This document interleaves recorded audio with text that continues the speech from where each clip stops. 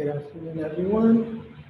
So today we're going to talk about how to manage our time, especially if you're working or perhaps busy with your. Oh, what's that?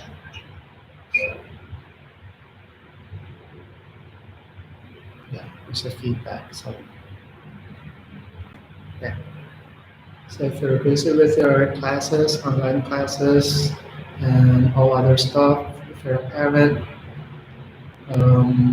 yeah, then we'll have to talk about how you would be able to manage your time. Because playing the violin really requires a lot of practice. Let me turn on the light. There. Okay. So hopefully you could hear me all right. So fixing the view. There. Of course, before proceeding to our topic, I always do some a review um, about the basics in violin playing. So stand up. It's too bright. Move the chair away.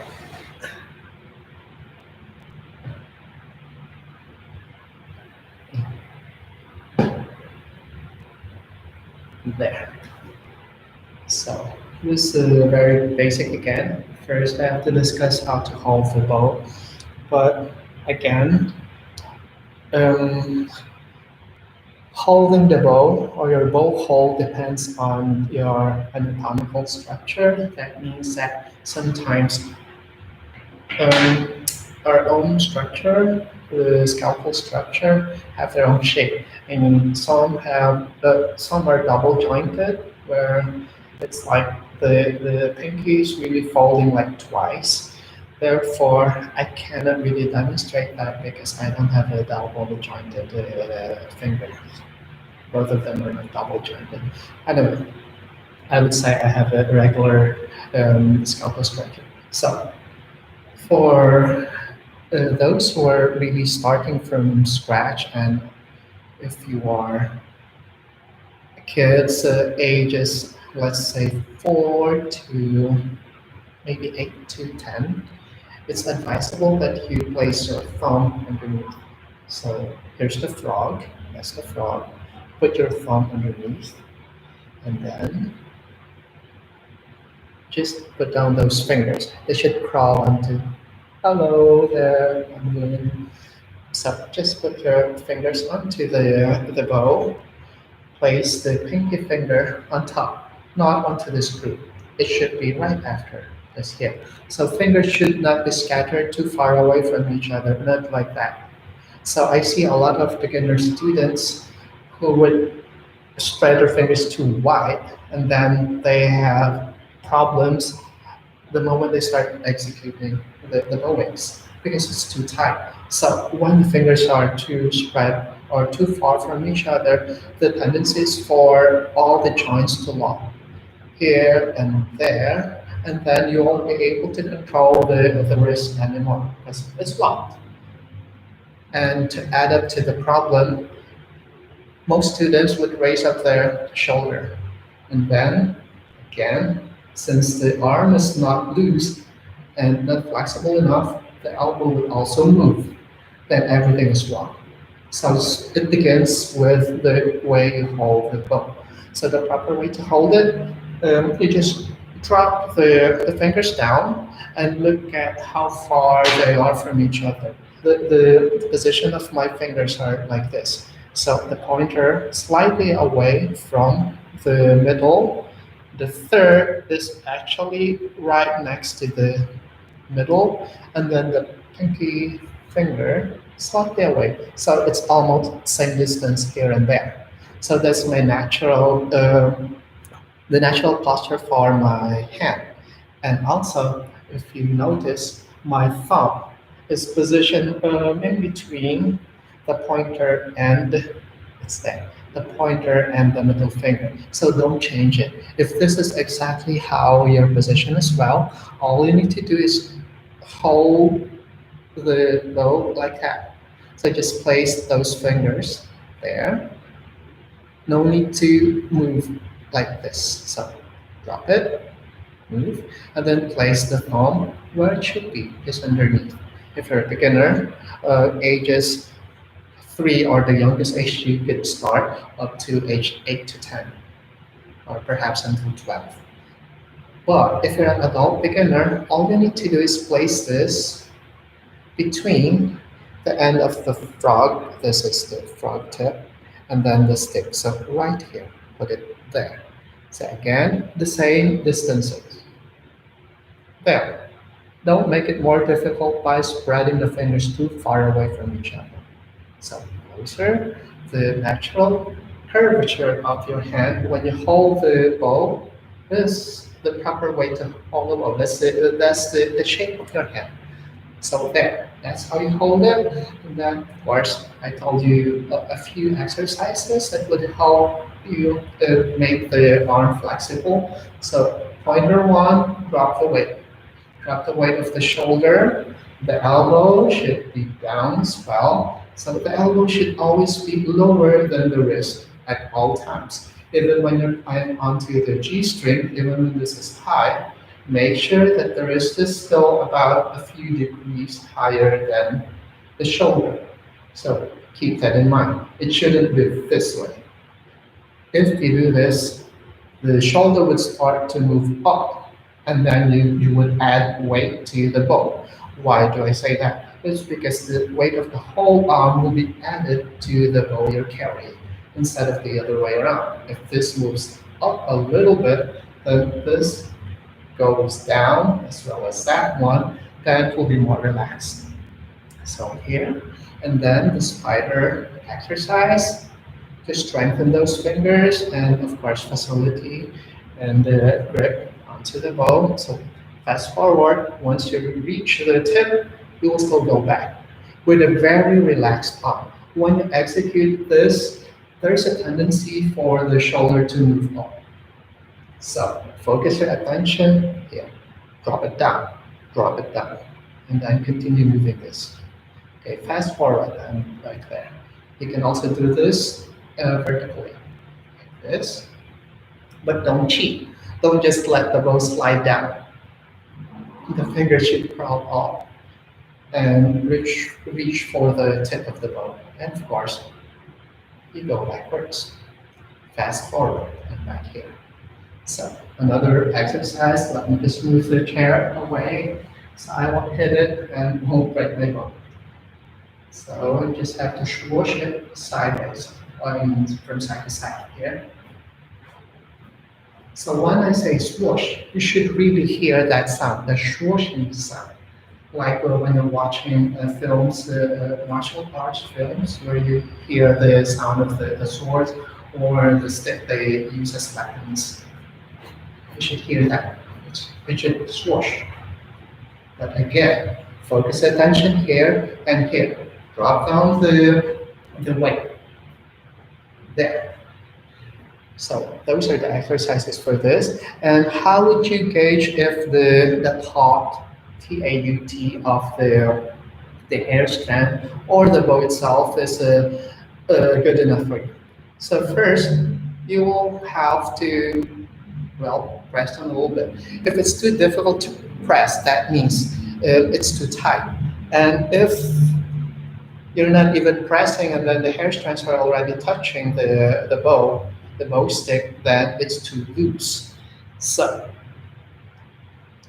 actually, with a lot of explorations, you yourself would be able to determine whether the taut or the tightness is enough. You can also test it by playing onto the violin. Once it's too bouncy, then it's too tight. Once, yeah, like earlier, once it touches the stick, the hair strings touch the stick, then it's too loose, and you won't have a very nice sound. So now, with the violin here, I'll pause the the pointers for the bow tightness. I'll put it down first and give everyone a little review, of course, about the placement of the violin into your chin. So under the chin is where you put the chin rest. That's why it's called chin rest. So put it there. Should all the toes and the scroll of the violin should point towards this direction.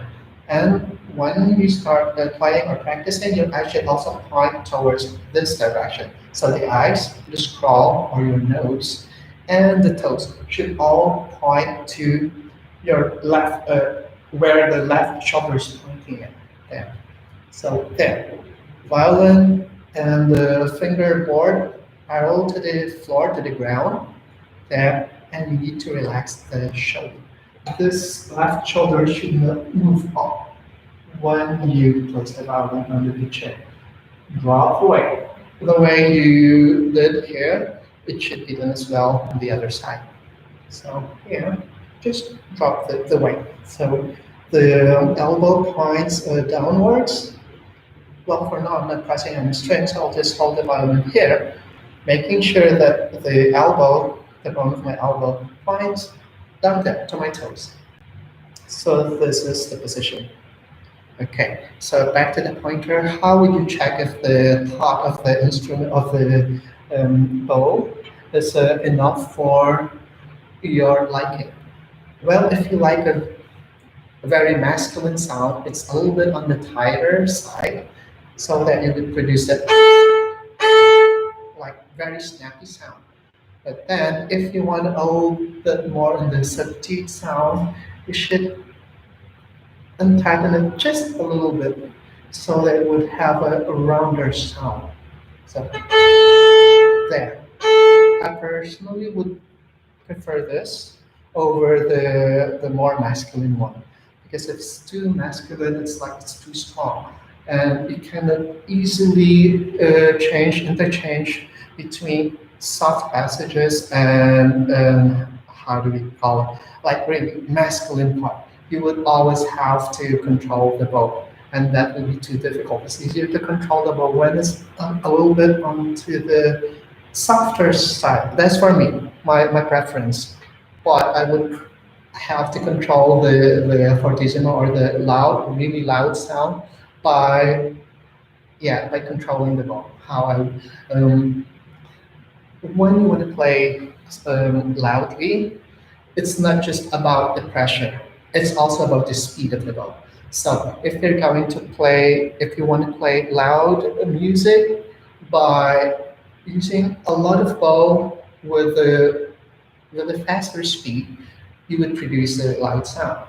But then if you slow it down, of course, it will automatically get softer.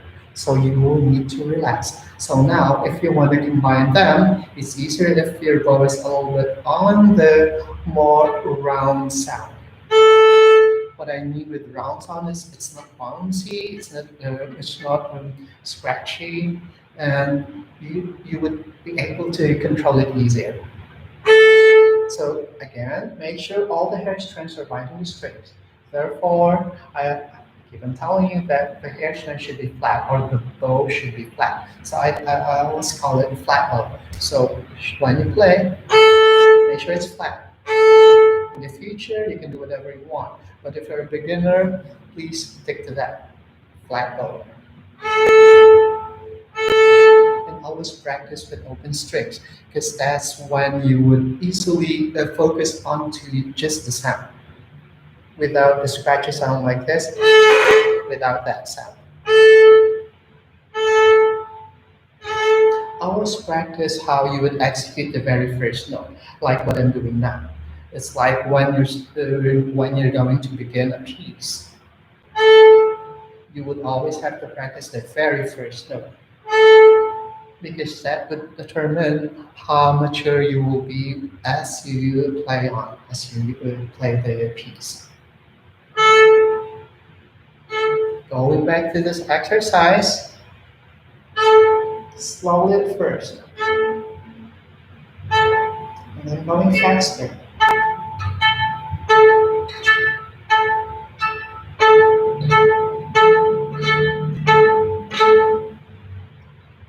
So now to properly execute that exercise, your eyes should be pinned towards one direction, of course, where your bow lands. If you're playing an A string, pin those two eyes onto the A string, middle, between the fingerboard and the bridge.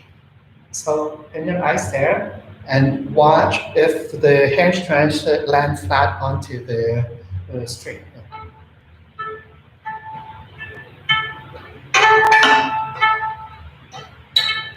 So as fast as you can.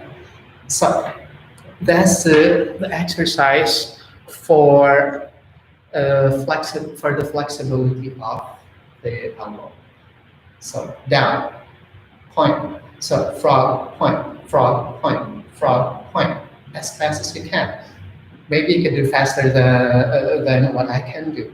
So up to you. It's all about practice. So when you practice enough, if you put a lot of time doing all the exercises, for sure you would be able to develop a very good and skilled technique.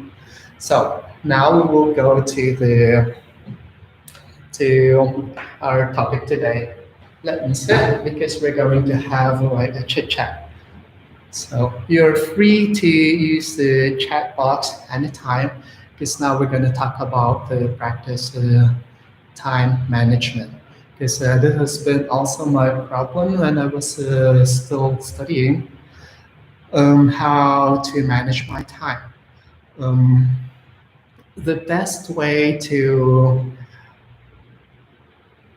do is actually write down what your assignments are or what you want to work on for the week. So, for example, you wanted to work on subject.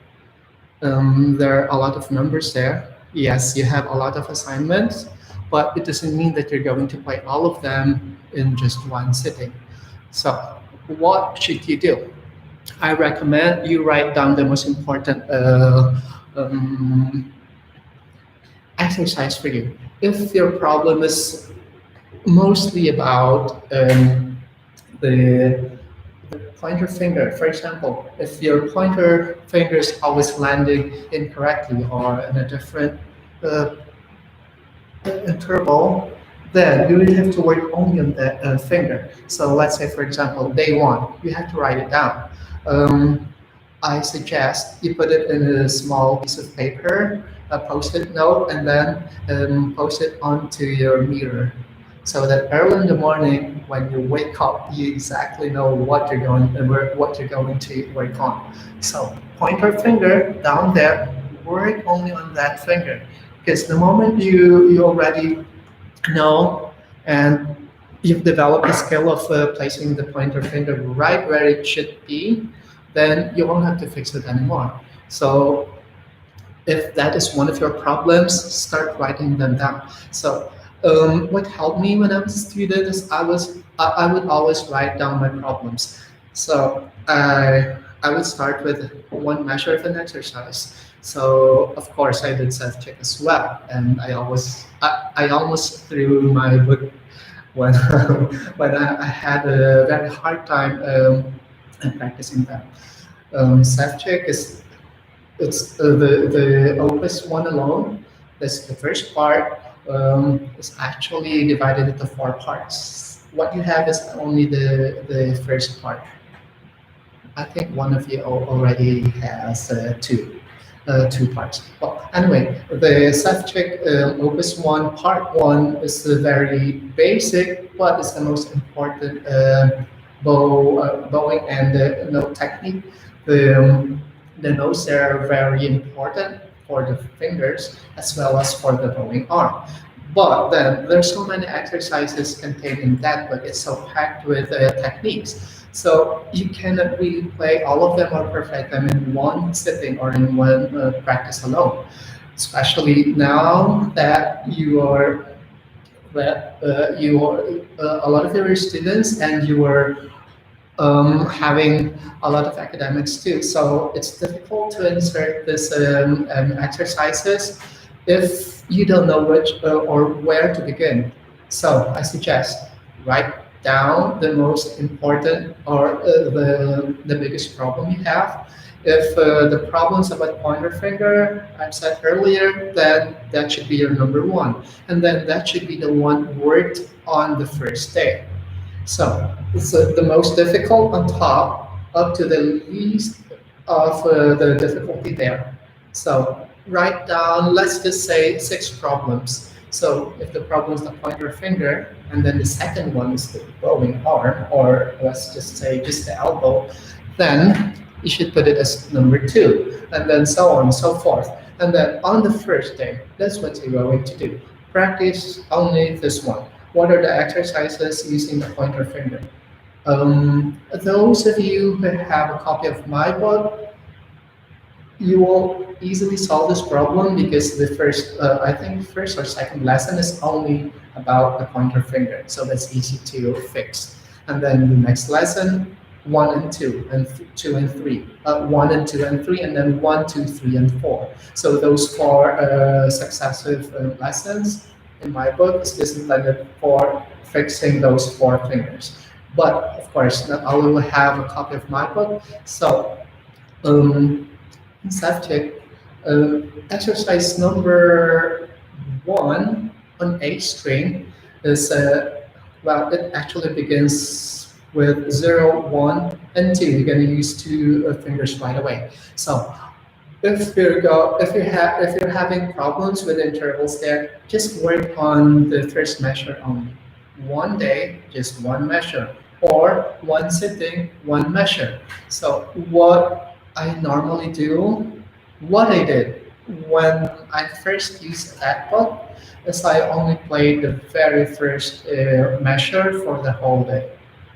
I had to make sure that my pointer, my second finger, back to one and zero would memorize it so that the following day or the next time I practice, they won't be my problem anymore. So after that, of course, I had to practice a lot.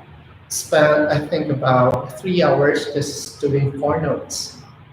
That's my practice for that day. The following day, that wasn't my problem anymore. So I started doing one, two, and three. Actually, I was just fixing my third finger. I was able to do two measures more. So first 2 days, I did three measures already of that exercise. So the most difficult part is when you're starting or when you're building the foundation. Therefore, the very foundation for subject is that those notes 0, 1, 2, and 3. And then I added the fourth finger with the fourth finger. Then it's complete. For 3 days, I was able to complete that. On my fourth day, I did the exercises again. Of course, my reviews doing the 0, 1, 2, and all of those exercises, the three measure exercise. And then I included already the next number 2 on D string, and then number 3 on E string, and number 4 G string. Why? So why was I able to do it? Because I built my foundation first. The very first foundation where I would have to have the muscle memory for the 1 and 2 and 3 and 4. That's why it was easier on the fourth day to do all the numbers. Numbers 1 to 4 in just 1 day. So I was able to do all of those. And then on my fifth day, I added the scale. Why did I add the scale only on the fifth day? Because I had to make sure that the muscle memory was there, that they did not forget where they should be at.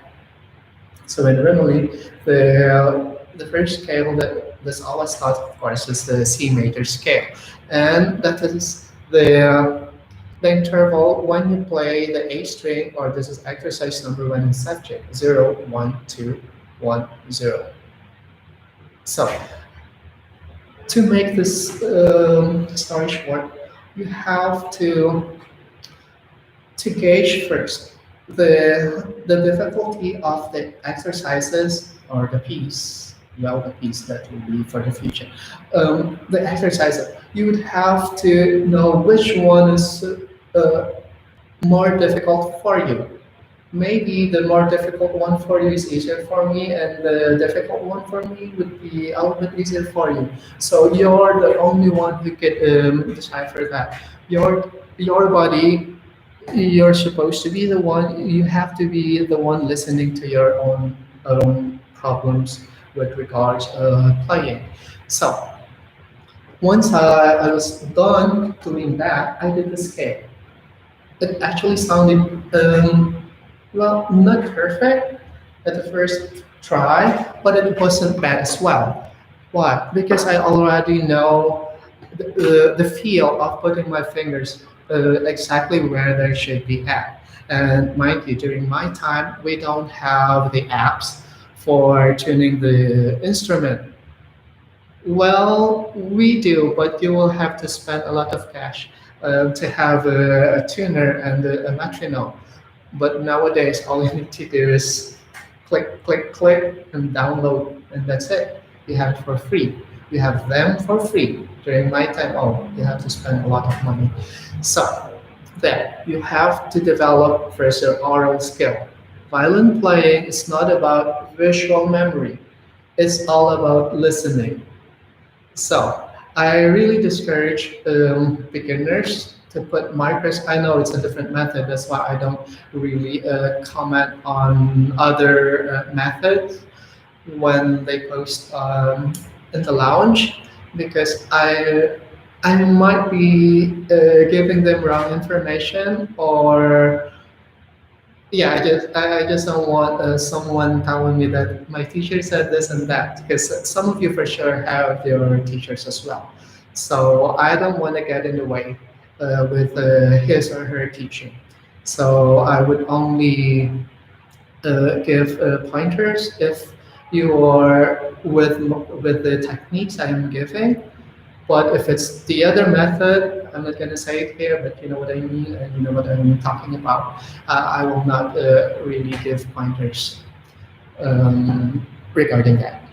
So when you know the difficulty of the technique you're learning, you would be able to partition the different parts of it. Like if you are doing scales. So how would you practice a scale?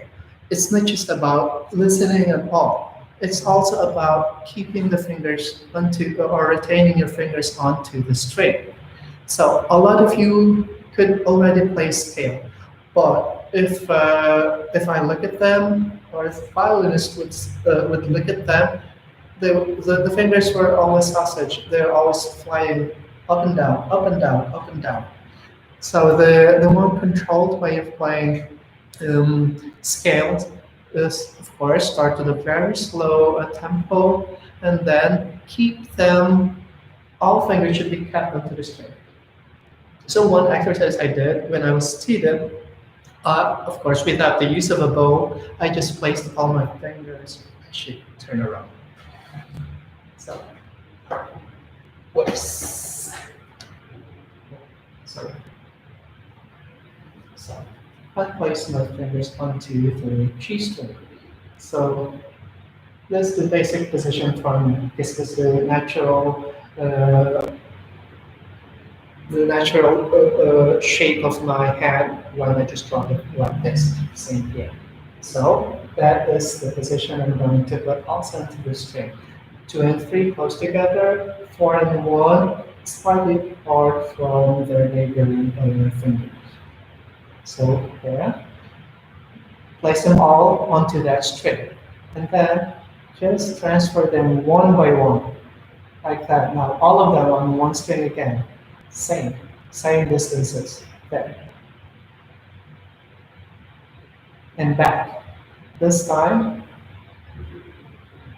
of course, it will be like that because you're imagining that you're playing a scale. And then when you cross the next string, drop them all at the same time. So 4, 3, 2, 1, up. Drop them all at the same time. 4, 3, 2, 1, up. 4, 3, 2, 1. So that's how you should practice. 1, 2, 3, 4. And then don't take those fingers off of the string. First finger crosses, second, third, fourth. You don't need to use the bow for this kind of exercise. there, and then 1, 2, 3, 4, there.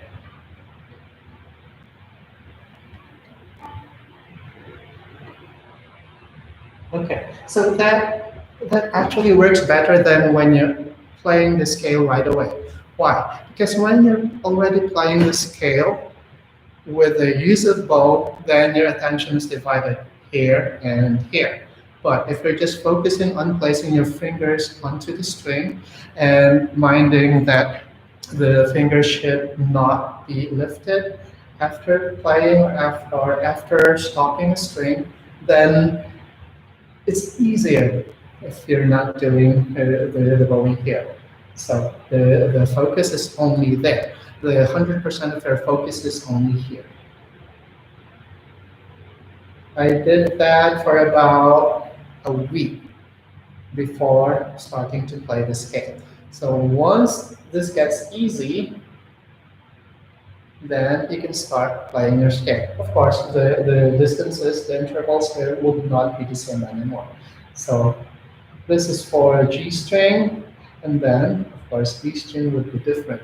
So G string for C, and then this goes there, it changes, and then here, same, and then 1, 2, 3, 1, and extension.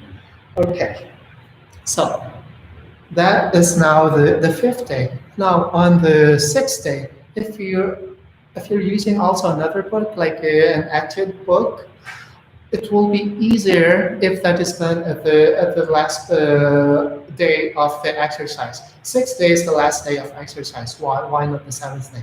Because the seventh day should be your lesson day. So yes, of course, you don't have a one-on-one teacher, but then you could think that on the seventh day, that is your lesson day. So the lesson day should always be a test for yourself if you really progress during your practices on the first to the sixth day. So the sixth day, you're going to do the active or the exercise book. So what's the difference between an exercise book and a technique book? Technique is just, the technique book is to unwind the fingers. And then the studies or the ethics, those are the ones that when you play, they should be treated like pieces. So Wolfhard or Wolfhard, because that is German, and then those other stuff, Kaiser, all of those. When you play them, you would start adding if you're not that a beginner anymore and you already know how to vibrate, even if it's too basic, you would have to apply it there. And then in that exercise or study, you would also see a lot of nuances, like there are a lot of dynamic markings and other stuff. So once you play the studies, you would have to treat it as a normal piece. So when you're playing that, you should also put your emotions there. So you cannot do this on the first day of your exercise because the exercise is intended for, or the techniques is intended for that attitude would have been acquired on the first to the fifth day. That's why you would only practice it on the sixth day. But if you have more time, then you can shorten the period of time. If you have, let's just say, 2 hours a day, then perhaps you could finish all the self-check exercises, and then the next day you would do only the Rimoli scale, and then the third day you can work on both self-check and Rimoli, and then on the fourth day you can start working on the exercise or the Wolfhard and Kaiser, and then on the fifth or sixth, fifth day, you can do all of them already. And then the sixth day, try to memorize all of them. So it works better if you try to memorize all the exercises or all this stuff you were doing. That's how I progressed fast when I was a student because I would always have to memorize my exercises. Of course, subconsciously, your brain is just memorizing everything that it plays or that it works on. So the more you play, the more you practice, the easier for the brain to memorize the exercise or the piece or whatever. So I recommend the moment you start doing, let's say one measure of 4 notes, that should be very easy to memorize. So once you know the notes, don't look at the music, and then let your ears work more intensely. So listen very well. That's what I mean. And then let the brain also memorize how the finger distances are. So the brain should always command how far away the fingers should be from each other and how hard it should stop on the string. So the brain is, of course, the most powerful tool that you would need in your practices. So, as they say, if you're not smart enough, then playing violin is not for you. All teachers would say that. But I would say with constant practicing, muscle memory works also. So even if you're not gifted with intelligence, I'm not saying that you're not intelligent, you can also become a very good player in the future. So all you need to do is work on muscle memory. And yeah, a lot of students show this already. A lot of you improved in the span of 2 months. You're already doing much better than students who have their own teachers, actually. So just by exercising correctly or doing the exercises properly, and then you post it in the lounge, and then you listen and you're open to corrections. Yeah, it showed a lot of improvement. So that is much better than having a private teacher who doesn't even work, who's not effective for you. So if you're going to post more videos, well, of course, when you post the video also, it has to be your best. Never post a video that you know that it's not good. It should be something that you would say you gave your best and you cannot point out a mistake anymore. That should always be the goal. When you post a video, for you that should be 100% accurate, and for you it should be the most beautiful performance. Because the most difficult individual to please is actually yourself. You cannot cheat yourself. You would hear if you like your sound or not. So even if other people would say, "Oh, you're so good at all," but deep inside heart, you know that you could have done much better. Then you know that you've cheated what you've posted. So sometimes the too much positive praising is also not a good idea. So well, sometimes I praise you, but most of the time I don't, because that will keep you working harder. So now going back to how you would manage your time. So when you fix the problem on the first day, for sure, on the second day you won't be able, but you will not forget that anymore. So that is like a ladder. Once you step onto the first step, then the next is the second step. But if you did not step onto the first step yet, how could you go up to the second step? That's very difficult. Yes, it's difficult. So it's always ladderized. The most difficult one should always be on top when you practice. So to recap, um, you have to study the exercises given to you, and you need to prioritize the ordering of the difficulty. The most difficult, oh, write it down. Some of you have more time, some only get like a lot, maybe an hour maximum daily. Some could even just a lot, just half an hour. So how would that work for you? It still work if you're going to practice smartly, meaning every second counts. If you're going to play something, you yourself should the problem. So today I'm going to work on my second finger because that's always my problem. That should be your thinking. Or today I should work on my elbow because this is my main problem. So for 30 minutes on working when you work only on that problem, then there's a chance that you would be able to fix it. If it did not work, then sorry. The next day, you'll have to do that again, work on this problem again. So don't go to another problem unless you solve your first goal. If the immediate problem is the elbow, then fix it. Fix the elbow first. Once it's fixed, then you won't go back. Once it's fixed, it's there. You won't forget it. The brain will not forget it.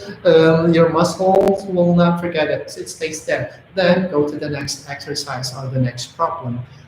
Well, again, you have to write them down, post it on your mirror. So that early in the morning, that's the first thing you would see.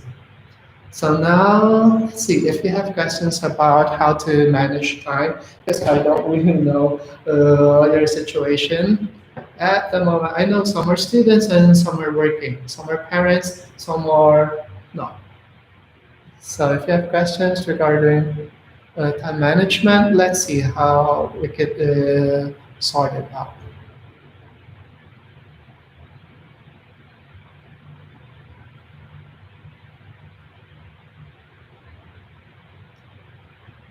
Okay, so all of you have, I think, a lot of time. You don't have problems regarding time, since you don't have problems, you don't have questions.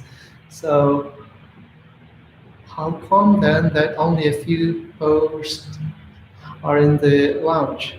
If all of you have a lot of time, no problems regarding practice time, hmm, then you should be posting your practice videos.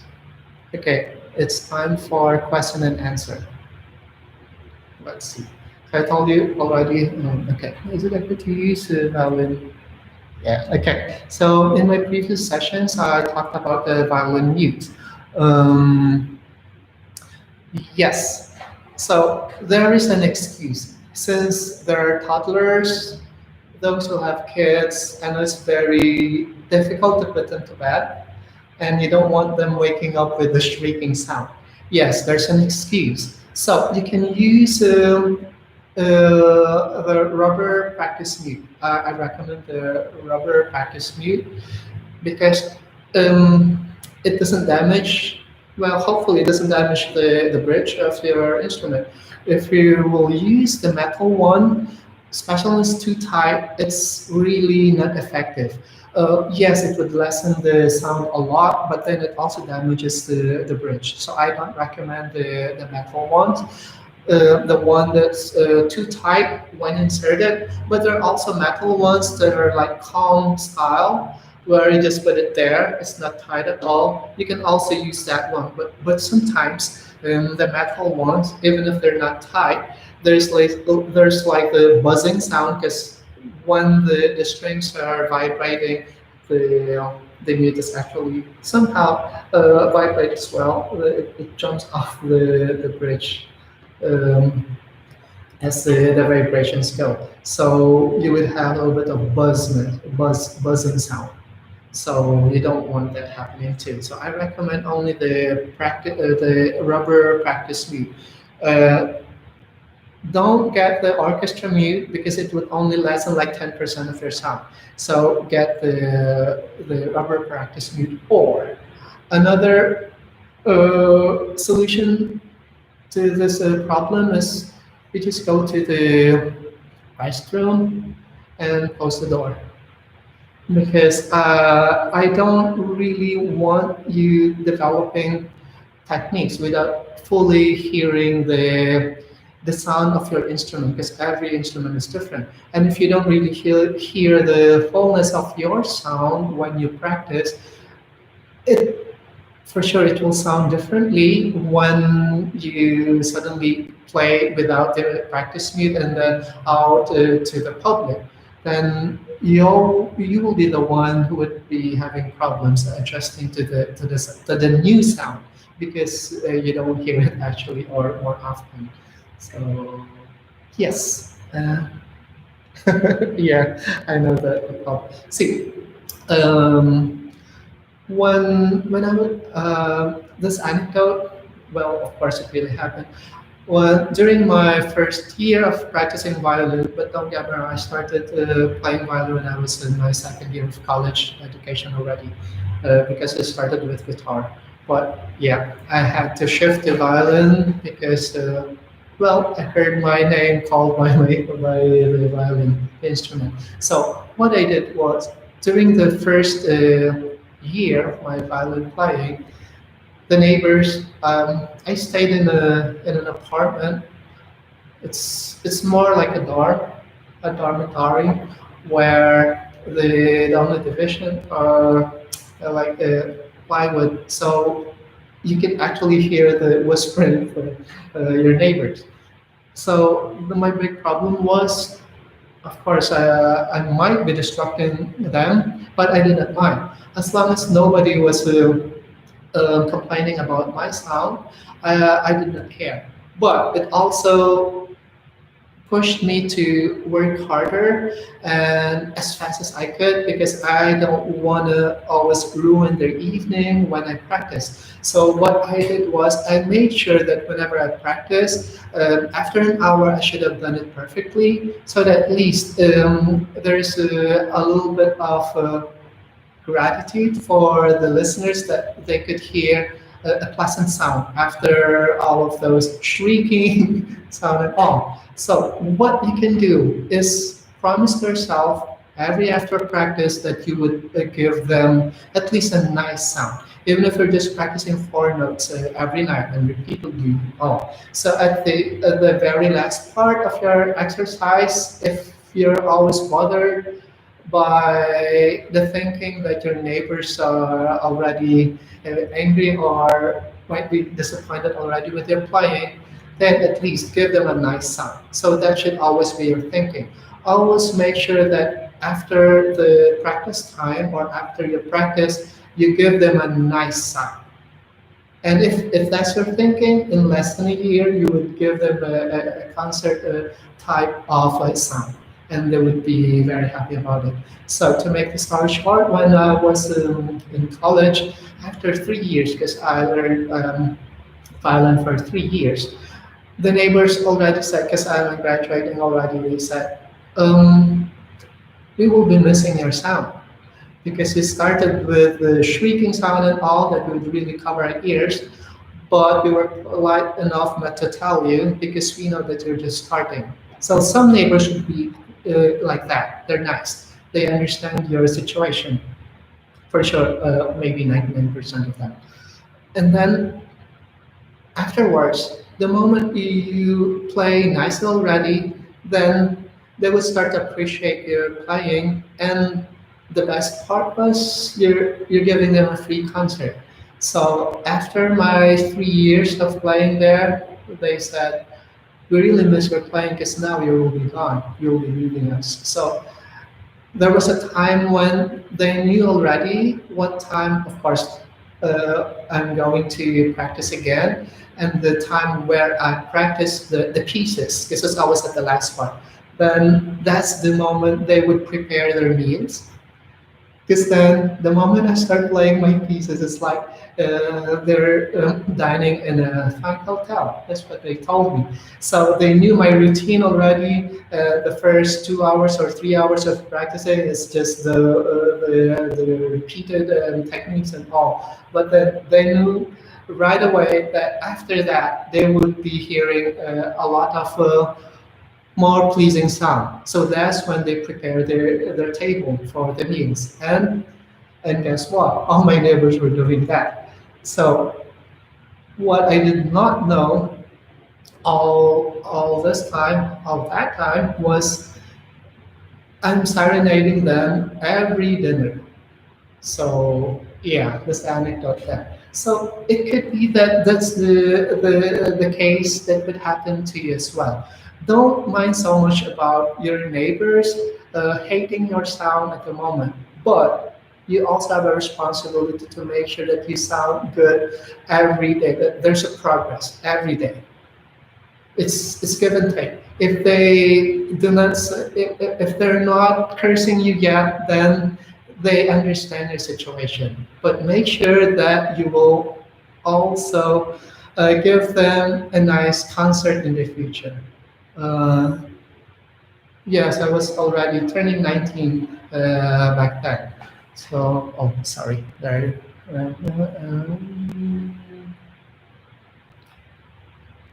Yes.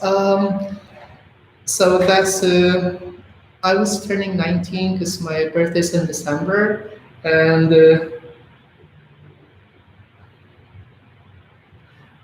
I had to cross enroll for violin at around July or August.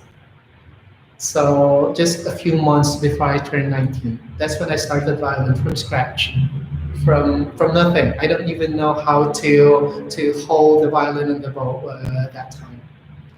Okay, so um, what are the other questions here? Oh, remember the question should be about time management. So that's how I manage my time. Oh, yeah. So also, I always bring my instrument to school so that whenever I have a break or break time, so in between classes, because yes, during my college days, I had also the general subjects that you were having if you're solicitor or you had when you were a student. So I also have the general subjects, the math and all English and all aside from the music subjects. But then if I did not manage my time well, maybe I'm still there because I'm there up to now. But so what I did was I always brought my instrument with me. I go there at 6 in the morning. I went to UST, so I went there very early in the morning. The gates weren't open that time yet during my time, so I'm already practicing downstairs outside the gate. Outside the gate, my case is open. I was already practicing my setting. That's the core of my exercise. If I cannot do self check, it feels so there's it's like during the day something is lacking if I did not practice my self check. So before the gates even open back then, you would already see me practicing. And then, of course, it opens. And then I go up to the studios right away, so I would have a free room for myself. Well, that early at 6 in the morning, nobody would be there yet. I'm already practicing. So if I have also a vacant slot, like maybe 9 to 10, for example, I will not just use that time like to roam around or just to chit chat with people. I always use all the extra time I have to practice. So if I did my subject already just before the gates open, during my break time, I would already be doing my Rivoli scale. So if an hour of that, I'll be very happy afterwards. And then lunchtime, well, I had only 1 hour of lunchtime, and I eat fast back then. So 10 minutes maximum, I'm done with my lunch. So guess what? I'm doing the next exercise. And then another break, perhaps in the afternoon, recapping everything I did for the day. And then during the orchestra rehearsals, later in the afternoon, well, late afternoon, my fingers are already ready to play, to play our pieces. Well, sight reading and all. I would have warmed up already. So that's what I did every day. Then after the orchestra rehearsals, or if there are no orchestra rehearsals, I still stay at school to practice because, yeah, I had to think of my neighbors also. So I stay late also at school and then come back home and then review again what I did for the whole day And then, like what I said, after doing all the exercises, I do my concert, as they said. So about 10 in the evening, between 9 to 10, that's when I do my concert for them. So see, for the whole day, I am a full-time student as well. So aside from a working student, because I also help the conservatory, the office. I was doing a lot of office stuff at then, just to extend, because I have my scholarship and as a way of saying thank you. So I helped the office back then. So I did a lot. Early in the morning, before a lot of students even entered the college, I'm already done with my subject. And then all the breaks are intended for practicing. So during my entire college life, I never went to a movie house, to restaurants. So it's all about practicing. So all in all, I would say maybe I spent around 8 hours, 6 to 8 hours daily for violin practice. But you see, I'm a music student, and I wanted to graduate in time. Remember, I already started very late on my second year, my sophomore year, and I want to finish right on time. And yeah, I did. So now let's see. Okay, so uh, yes, I was a guitarist back then when I entered the conservatory. Um, Yeah, so there's always a way. If you really want to be a good violinist, or at least be able to play the piece you want to play, your goal, to be able to play your goal, you have to work for it. Nobody's going to practice for you. It's you yourself going to practice. You're the one that's going to entertain your audiences in future. It's not your teacher if you have a teacher. It's not your neighbor. So you are responsible for the sound or for the piece that you want to play in the future. So how would you push yourself? It's all up to you. All you need to do is write down what you need to do and remind yourself. How would you remind yourself? Write it in a post-it note and then paste it somewhere. Or you can fill your entire room with a post-it notes. So just to remind you, you cannot be a lazy person when it comes to developing a skill. If you want to be a violinist, then you have to pay the price. That's all I could say, I think.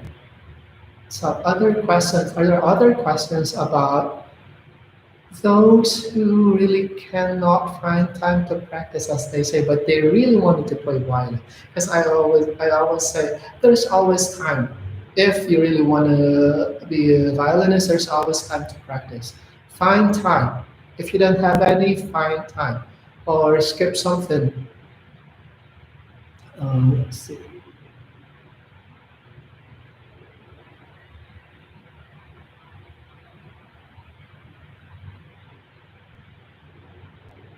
Yes, I was a working student when I was in college. So what else? If you have your own story, you can also just write it here, type it down. Yeah, because I always hear a lot of not really complaints, but I say excuses. You see, you really want to play violin, or you really want to be good in violin playing, but it's it really fascinates me when all of a sudden I would also hear that, but I don't have time to practice at all. So yeah, it's like a conflict of interest. You want to be a good instrumentalist, violinist, but you won't give time. So I wouldn't say you don't have time. You won't give time. You have to push yourself. Maybe you're doing something that you don't really need so much, but then there's more time there. Why don't you scrape it off? Scrape it off. If you're spending so much time on Facebook, well, why don't you log out and start practicing?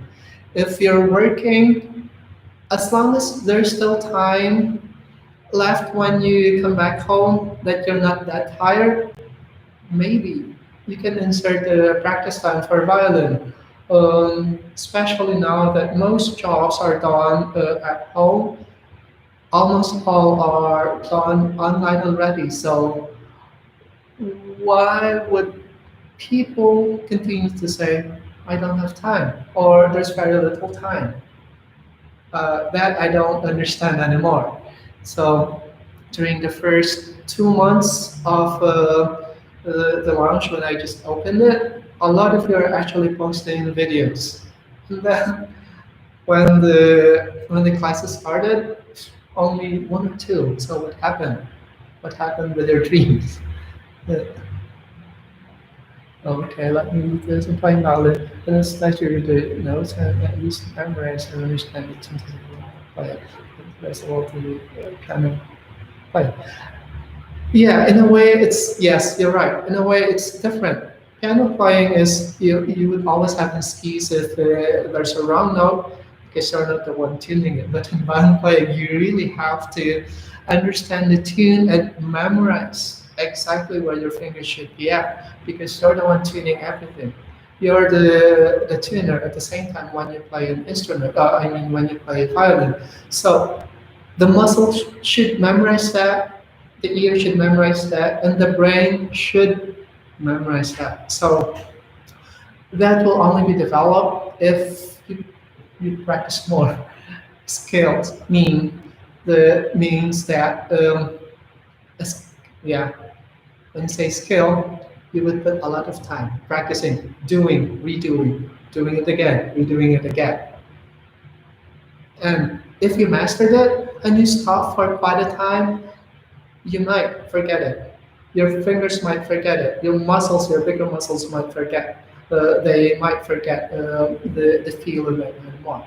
Unless you've acquired a certain level where there's a lot of technique already that the fingers or the muscles won't forget the feel anymore. But if you're a beginner to intermediate and then you stop and all forget it, you're not gonna progress anymore. So whenever you think of violin playing, you always have to remind yourself that it's you who's putting effort to it. Yeah, you really have to work harder. Um, in the conservatory, if you're a student, I don't know if students here were in the conservatory or graduated from the conservatory, but if not, I'll just tell you how difficult it is. So your professors do not mind whether you have subjects or general subjects or other subjects aside from the ones they're giving you. So they will just throw books at you. They will give you a lot of exercises, a lot of pieces and techniques. They wouldn't care whether you have other stuff to be done. If you have other engagements, no, they won't. They even tell you not to do orchestra and all, so that you can just focus on your major instrument. But hey, if that is what you're going to do, you'll be a very good instrumentalist, a violinist. If you will, if you would not mind learning a lot of stuff, but of course putting a lot of time and effort also, and not forgetting other stuff as well, of course academics or home chores, then you would be a good one. So let's see. Mm. Okay, you see, the launch is actually for you, so for me. So I'm just offering here a little bit of what I know to help you out. Because you see, you have dreams of being a violinist, and you always had a problem of nobody wants to teach you. There's always an excuse for you not to progress. Hey, no, somebody wants to help you out, but what are you doing? So you have another excuse that you don't have time at all. So maybe you'd rather go back to the moment when there's nobody there to help you with your techniques or to guide you. So all up to you. Yeah. So let's do another one. Uh, uh, let's,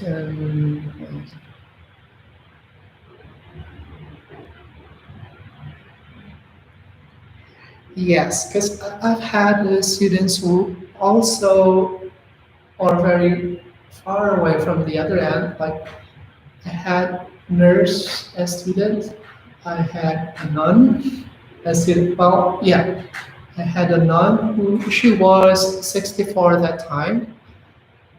She also did a lot of septic and all. After about two or I think a year or two, she already played the Concerto in A minor by Vivaldi. She's a nun. She's 64 that time.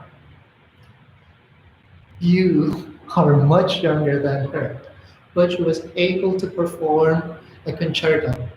So, shame on you if you cannot be a good violinist. You're much younger than her. So, what else? What else do we have here? Actually, I had a few nurses who really manage their time well when it comes to practice. I think it's because of their training in the field. And I had very good students who are in the medical field, doctors and nurses. Yeah, because I was so active about 10 years ago teaching in college and university. So I was so active that I had so many experiences regarding working individuals. And they really managed their time well to the point where I actually compare them to a lot of my music students who were supposed to have more time for their practices because they're music students, but then hey, the working individuals have more time and they actually perform better than a lot of my music students back then. So what else?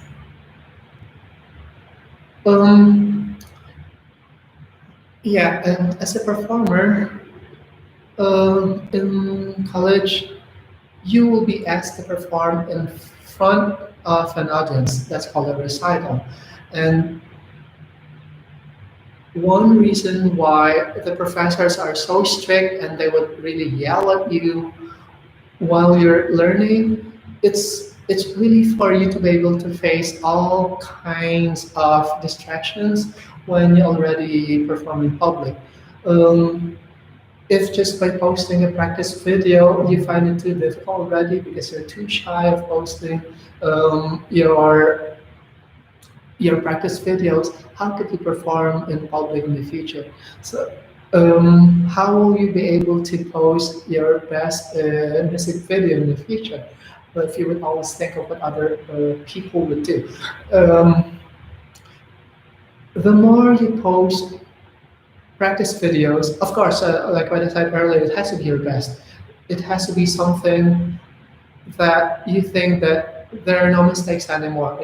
It should be to a point like that, that the standard for you is already up there. So that when you get corrected, then there's a higher standard happening there. But if you post a video, you know that your standard is here, but you only post something that's only this low, and then I give you pointers. Maybe in the future, when you post your next video, it will go higher, just a little bit higher, because what I see is your mediocre performance. You have to give your best performance so that when I correct, the next ceiling would be a little bit higher. But if you give me a performance here, you know that you could go up here. Your performance is here. Of course, I could only give you a little bit the ceiling a little bit higher. I cannot give you here because I would think she won't or he won't be able to do it yet. So what I would always have to think is he or she can only reach up to here. That's why I encourage you, all of you, when you post your practice videos, it has to be your best one. Um, it's like you're performing to a recital, and that's your best performance ever. That's the video I want. So if for you that's your best, if I check it, then your next best would be here, and there, and there, and there. So if you know you could have given this much, but then you give me this, then the next level would only be up to here. You could have given yours here and then here. So what's going to happen? You're actually procrastinating your progress. Hmm. So up to you. So what else? What do we have here? How do I know if I need to change? Yeah. First of all, if you practice a lot, the life of the strings would be just about 3 months maximum. But for students, it's very costly. Or if you're not a music major, if you're not a professional musician, yeah, that would be very costly for you. So when do you need to change string? The moment that you feel that something is wrong, that when you place your finger on this note, well, provided that you already acquire the technique where when you drop your finger, it's already in tune. That means you have worked a lot with your subject. That the moment you put it there and it doesn't sound right, that you would have to extend it a little bit or maybe just a little less, then you would know that the strings are out of tune already. If one of the strings are already out of, if it's out of tune, if it's, let's just say the G strings already like that, you'll have to replace them all. Because if you're going to replace only one string, the one that is out of tune, for sure the rest of the worn out strings would not be as accurate as the new one. So what happens is there will be another confusion between placing the fingers onto the fingerboard. Another thing, as a beginner, I really do not advise for you to put tapes here. One individual posted something about his violin having the markers like slanted like this because according to the tuner, the correct pitch should be right there. One reason why I don't want to put tapes because it depends on the instrument, it depends on the strings, the brand of strings, or if it's new or if it's old, how long was it on the violin already. So if you develop your oral skill, you wouldn't need to put the tapes, but you will really develop a very good sense of hearing. And if you put tapes, you're developing a very good skill in measuring visually. So what you want? In the future, you'll be reading music while playing. So how will you do both at the same time? It's a little bit complicated. So I recommend you really have to listen well. And that will teach you also, or will tell you if your strings are out of tune already. Because you know the feel when you place a finger on a do or a C note, and if it doesn't feel, if the sound is not correct, and then you adjust it somewhere, then that's where you find the correct pitch. Then for sure your strings need to be replaced already. And don't replace only one string. If you broke one string, well, sorry, you will have to replace all of them. If it's a new one, maybe a new set, for example, if it's just 2 weeks old, perhaps you can just replace one string if one broke, accidentally broke. But then if it's already a few months old and then one snap, replace them all. That's for the muscle memory, because if one string is new, especially when you're doing chords already, that will be very difficult. If one string is new, then the rest are all second order. Okay, so what else?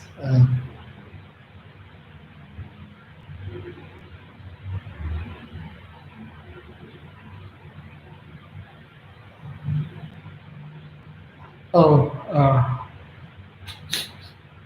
Uh,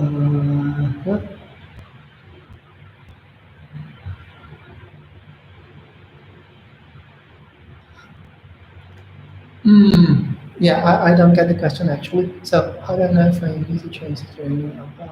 I bought my. Oh, so you bought? I was thinking the strings were in second hand. Um, well, for sure you will need to replace the strings of your second-hand violin unless the seller told you that it was just replaced. They were just replaced.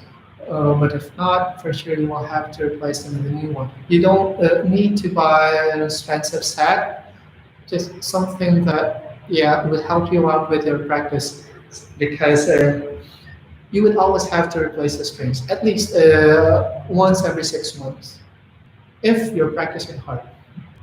And then, yeah, again, if your shyness will overrule your dream of being a good violinist in the future, then it's not gonna work. So if you're a performer, you should you should be able to face any comment, constructive or destructive. Up to you. You should be able to handle it. If in the future I would say this performance is so bad, accept it. If you don't accept it, you're going to hate me. But then if you accept it, well and good. Then you're going to do something about it, and then you will hear progress. I would hear progress. Or but if I already said, if I said this side, or you have to do something with this and that, and then you start getting hurt, onion skin and all, it's not gonna work. In the conservatory, that people will just laugh at you. You should have seen how music stands, books are flying around when one is having lessons. But you see, after the lessons, they just smile. That's common in conservatories where music stands are flying, or a person, a student is being thrown out of the studio. That's common. It's not your day if you're the one sent out. But hey, you will do it again the second week. Exactly the same thing. So, yeah, you have to thicken your face. Don't be shy. As long as you know that that's your best, you don't have to be shy. Don't shy off. So, what else?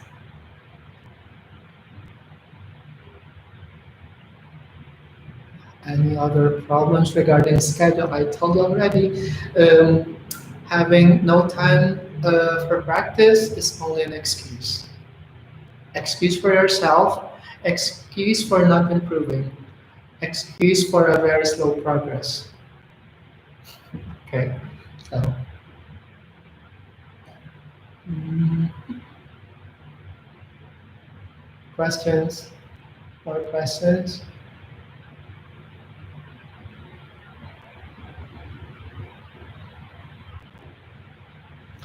Yeah, for sure you have your dream pieces. Yeah, may be popular or classical, but they will remain a dream forever if you don't do something about it. So, uh, when I started violin, my only goal was to play one beautiful pop song. Yeah, but I cannot say it out loud because I might get copyrighted for saying the title. Anyway, it's a very simple one, and then hey, in 3 months I was able to play it. So I chose another piece. This time it's a simple classical piece. Another 3 months I was able to play it. So I started with a very reasonable goal to reach. I did not start my goal like that. Because then, whenever I reach that goal, I feel so satisfied and so happy about my progress. Like that. Going up, slowly but surely, as they said. But if you already set the goal like this, you want to do Carmen Fantasy right away, forget it. You will stop playing violin. So start with a yeah, very easy goal. Maybe something popular that for you is really nice to sing to or to play with. Yeah. So what else? Are there are there any suggestions, by the way? No questions? Yeah. So next time it's gonna be again next live stream will again be about techniques. So the learning for today, of course, now you know I've said it so many times that you should give time. You should put more time in your practices. That having no time for practice is only an alibi, an excuse, or a delusion. Let's say you're not facing a reality that you actually could not be lazy. Yeah, yeah, that's the word. You cannot be lazy. If you want to acquire your techniques fast and perfectly, you know what to do. If you want to play your dream piece very soon, you know what to do. Okay. Yes, again, yeah, thanks for reminding, Carl. Yeah, techniques, very important. You have to equip yourself with the proper technique, especially the subject, that part, where you really have to teach your fingers where they should be or where to put them before you start shaking. Because the moment you start shaking every note, then there's already a change between the accurate piece, the accurate pitch with the changing pitch there. And that is deceiving the brain also. And if you start vibrating too early, soon it will become like an excuse also that if you make a wrong note, automatically the hand would shake. I've noticed that so many times already with students who started developing their vibrato technique too early without perfecting the intonation yet. That if they make a mistake, they all of a sudden vibrate. Even if I tell them to not shake the hand yet, not do vibrato yet, when they make a mistake doing scales, automatically it will just shake. So please should be able to control a vibrato. Even if you're an advanced student, actually, when you do scales, you should be able to do it in two ways. One, purely without vibrato, another one with a nice vibrato, or other techniques also. Or when you do exercises, you should be able to play them without vibrato and with. If for some reason when you play when you tell yourself to play the exercise or the piece without the vibrato, all of a sudden it shakes, then something's wrong. Then your concentration's not really fully developed yet, or the brain of your fingertips are brighter than yours. So I don't know. You should be the one in control of everything, of what you do. Yeah. Yeah, and then I sometimes forget more.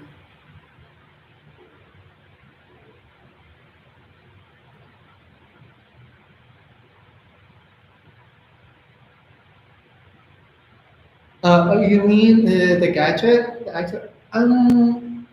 It works, but I used to have one, but it was stolen because hey, it's a new gadget, so it lasted for I think 1 month, and then I lost it because someone stole it from me. But then you don't need that actually. You would rather have the feel of your own strings. The violin. I said I gave a few exercises before, like hammering, all those, to strengthen your fingers. So I actually prefer this kind of exercise rather than having a gadget because when you use that gadget, you actually do not feel any string there, and it feels different the moment you start playing on the violin. What else? Yeah. So again, when you practice, it should be in front of a mirror. Um, if you're practicing in front of a mirror, you can easily see whatever the entirety of your posture and your playing technique. You can see them. Excuse me, I'm broken a lot. Aside from hearing the sound. So if you're there listening and seeing what your body's doing as you play, then you can easily correct it. But if you don't have a mirror big enough, perhaps you want to record yourself performing or practicing and then review afterwards.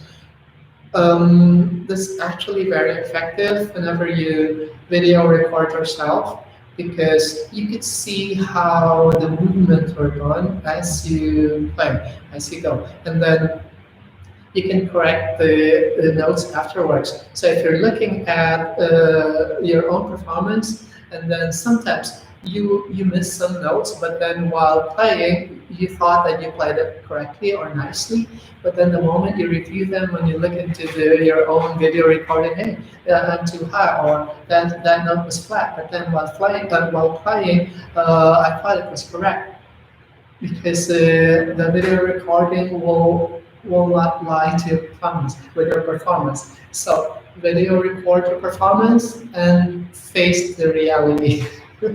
That's the best part. It's gonna tell you that this is how bad you perform. So don't forget when you practice, video record if you're brave enough, or just face a mirror. Correct everything. So what else?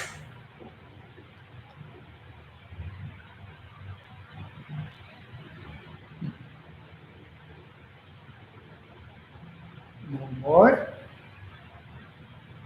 So what else? Yeah, so yeah, you can use a finger exerciser, but it's not really advisable. Um, I would prefer practicing onto your own instrument to have a feel of the strings touching your fingers when you hammer into them. Huh. So if there are no more questions next week, um, yeah, back to techniques. Perhaps we could start with a very simple one, but not just for beginners. Simple one that would benefit also the advanced ones.